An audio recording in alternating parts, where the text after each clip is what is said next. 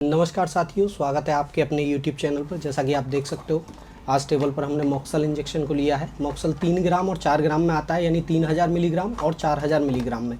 जितने भी पशुपालक साथी भाई हैं, वीडियो को पूरा देखें, स्किप करके ना देखें। आज मैं मॉक्सल इंजेक्शन के बारे में डिटेल में आपको बताऊँगा कि मॉक्सल इंजेक्शन को हम कहाँ कहाँ किस किस कंडीशन में अपने पशु को दे सकते हैं। तो साथियों, जैसा कि मैंने पहले बताया था कि इसको कौन कौन सी कंडीशन में हम मॉक्सल इंजेक्शन का प्रयोग कर सकते हैं। दोस्तों, मॉक्सल इंजेक्शन का प्रयोग प्राइमरी मैस्टाइटिस, यानी आपको अभी अभी एक्यूट मैस्टाइटिस आपके पशु को हुई है, जैसे गाय या भैंस को तुरंत अभी मैस्टाइटिस हो जाती है, थंडेला रोग हो जाता है, तो उस कंडीशन में हम मॉक्सल इंजेक्शन शुरू में यूज़ कर सकते हैं। लेकिन अगर क्रोनिक मैस्टाइटिस है या कॉम्प्लिकेटेड मैस्टाइटिस है, अगर थंडेला कॉम्प्लिकेटेड है, तो फिर हम अपर मेडिसिन पे जाती हैं।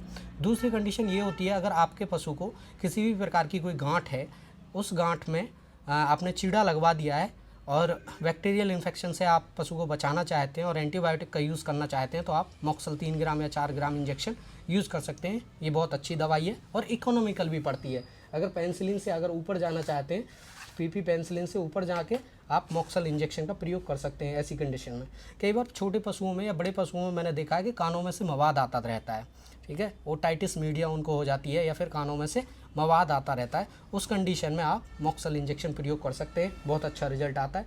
कई बार क्या होता है, पशुओं में ठंड की वजह से निमोनिया हो जाता है, जैसे बकरी है, भेड़ है या फिर गाय भैंस में भी निमोनिया हो जाता है, या फिर ड्रंचिंग निमोनिया होता है। ड्रंचिंग निमोनिया वो कंडीशन है जिसमें पशु धांसता रहता है। धांसने की कंडीशन तब आती है, कई बार हम कुछ तरल पदार्थ अपने पशु को पिला देते हैं, उस कंडीशन में भी मॉक्सल इंजेक्शन का रेस्पिरेटरी ट्रैक इन्फेक्शन में बहुत अच्छा रोल है। ठीक है, मैं ये भी बताऊंगा इसी वीडियो में कि ये प्रेगनेंसी सेफ़ है या नहीं है, इसकी डोज कितनी होती है और कितने दिन तक पशु को कौन सी कंडीशन में दवाई को देना चाहिए। जितने भी पशुपालक साथी किसान भाई हमसे जुड़े हैं, वो जाके वीडियो को लाइक कर दें, चैनल को सब्सक्राइब कर दें। मैं वेटनरी की दवाइयों के बारे में डिटेल में बताता रहता हूँ और उनके रिव्यूज़ करता रहता हूँ, उनकी खुराक के बारे में बताता रहता हूँ और बीमारियों के बारे में बताता रहता हूँ, कौन सी बीमारी में कौन सा इंजेक्शन देना सही है, गलत है, कितनी खुराक देनी चाहिए।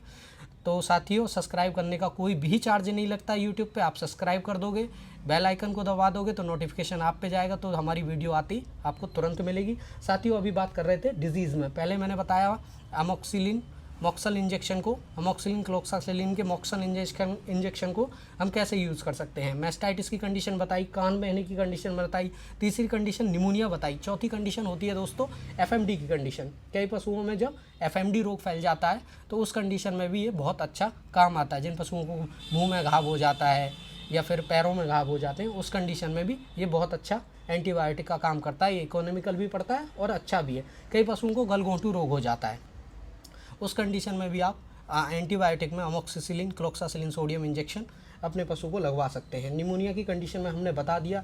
धांसने की कंडीशन में कुछ पशुओं में, जैसे बकरी है या छोटे बच्चे हैं, उनमें खांसने की समस्या होती है, उस कंडीशन में भी हम इसको लगा सकते हैं। कुछ पशुओं में चर्म रोग हो जाता है दोस्तों, चर्म रोग में भी अमोक्सिसिलिन।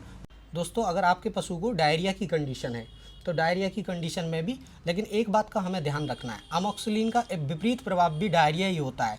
अगर आपकी कंडीशन को बैक्टीरियल डायरिया है, उस कंडीशन में ही हम मॉक्सल इंजेक्शन लगवा सकते हैं। कई बार क्या होता है कि ठंड की वजह से डायरिया हुआ या और अन्य कारणों की वजह से डायरिया हुआ और हमने अमोक्सिलिन लगवा दिया, तो ये फिर फ़ायदा नहीं करता। बैक्टीरियल डायरिया में ये बहुत अच्छा फ़ायदा करता है, उस कंडीशन में भी हम इस इंजेक्शन को लगवा सकते हैं। और ये प्रेगनेंसी सेफ़ है। अमोक्सिलिन जो भी दवा है वो प्रेगनेंसी सेफ़ है। आप अपने पशु को, चाहे वो बकरी है, भेड़ है, गाय है, भैंस है, किसी भी कंडीशन में प्रेगनेंसी में से दे सकते हैं। ये प्रेगनेंसी सेफ़ है। इसकी जो डोज होती है बड़े पशुओं में पर केजी पर एमजी बॉडी वेट होती है। 3 कुंटल तक का आपका पशु है तो 3 ग्राम का इंजेक्शन, यानी 3000 mg का। 4 कुंटल का पशु है तो 4 ग्राम का इंजेक्शन आप लगवा सकते हो।